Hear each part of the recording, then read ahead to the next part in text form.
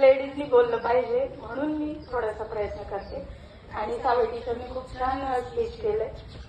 तर ज्योतिबा फुले यांनी स्त्री शिक्षणासाठी खूप प्रयत्न केले.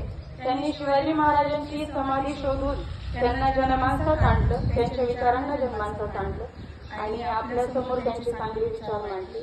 तसंच ते त्यांचं सरनेम हे फुले नव्हतं, त्यांचं सरनेम गोरे होतं.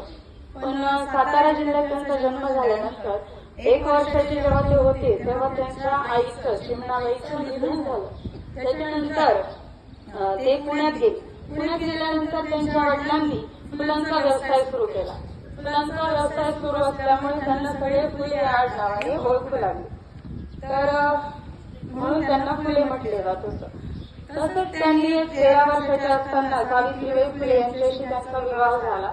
स्त्री शिक्षणासाठी त्यांनी पुढाकार घेतल्यामुळे स्त्री शिक्षणाच्या शिक्षक म्हणून त्यांना कोणी नव्हतं म्हणून त्यांनी त्यांच्या पत्नीला शिक्षण दिलं, मराठी शिक्षण दिलं आणि मग त्यांना शिक्षिका बनवलं. परंतु या कालावधीमध्ये जेव्हा त्या मुलींना शिकवायला जात होत्या पुण्यामध्ये त्यांनी पहिली स्त्रीची शाळा सुरू केली.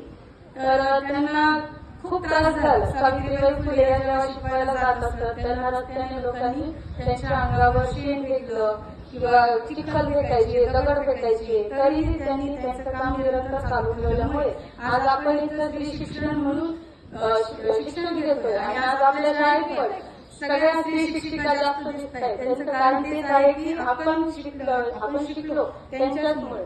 तर या सर्व शिक्षिकांनी आपण त्यांचे अजन्म ऋणी आहोत म्हणून त्यांना विनम्र अभिवादन. थँक्यू.